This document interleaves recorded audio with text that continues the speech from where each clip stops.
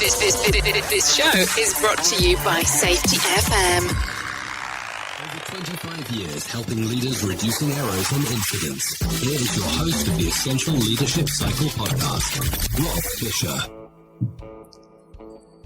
Welcome to episode 6 of the Essential Leadership Cycle podcast. I'm your host and intentional leader, Rob Fisher, coming to you from the ArrowHP.com studios in the Fit Center for Excellence here in Concord, North Carolina. In the last episode, we described the fourth attribute of the Essential Leadership Cycle, trust. I hope listeners immediately use some of the recommendations at the end of the podcast to start making changes in their intentional leadership. By now, you should have downloaded the eColors app and are using that information to manage your strengths and potential limiters in your day-to-day interactions.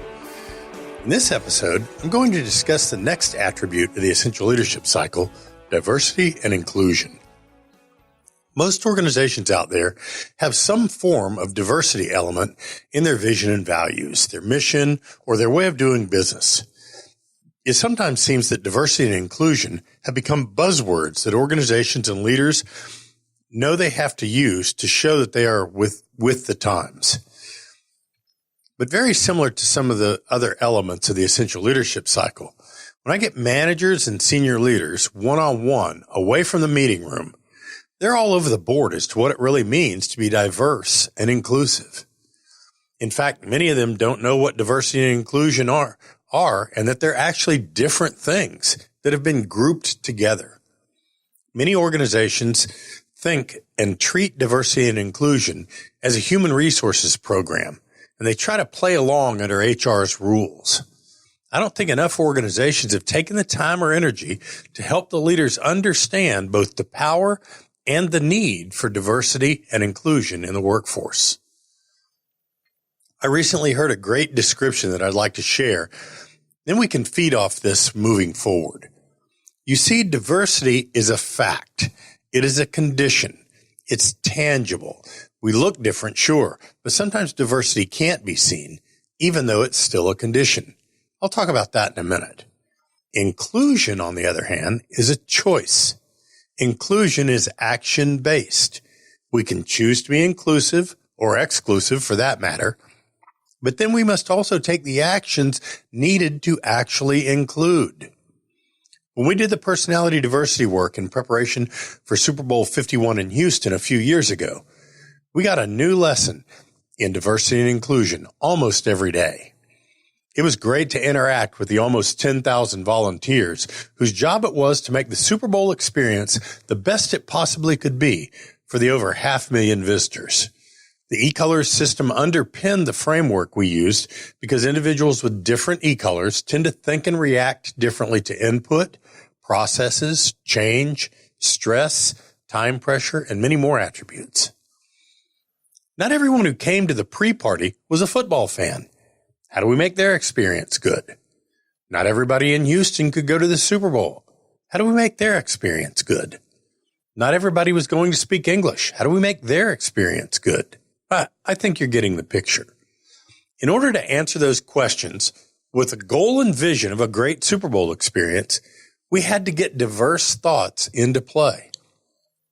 It's not enough just to ask for diverse thoughts. You have to actually seek it out. Since the diversity of thought is a condition that is difficult to see, you have to play to the individual's personality tendencies to try to get diverse thoughts on the table sometimes. Some personalities freely offer their thoughts and opinions, and sometimes you don't even have to ask for them. But some personalities will only offer up their thoughts and opinions when prompted in the way that they accept. Then they will offer up those thoughts and opinions only to the extent that they trust you or the organization. Sometimes that is a trust based on their previous experience with you. Perhaps the last time you asked them for their input, you either ignored it or didn't do the right thing with the information. This will limit the openness for them to divulge their diverse thoughts. I have a friend that works in a smaller school district. While she's respected in her job, she has to do it over all of the schools in her district. She was appointed to a commission for the state, and all of the other members were from pretty massive school districts in the big cities. She really didn't know what she had to add to this group that would be of value. Nevertheless, the group stated that they wanted all thoughts and opinions so they could make the best decisions possible for the state, and encouraged everyone to speak up when they had a thought, idea, or opinion, even the new people. Her natural personality tendency is to keep pretty quiet and only to interject when she's asked directly or when she agrees. She told me she was encouraged to speak up. That's inclusion. But it was hard for her. Sometimes she had to push her play button, use personal intervention to interject her thoughts, and each time they were both appreciated and well received. After the event, the head of the commission thanked her personally for her input, even the times when she challenged the thoughts of the bigger districts because they got a better outcome as a result. My point here is that inclusion is a two-way street. First, one has to be open to including others. Then we have to be open to offering up our diversity.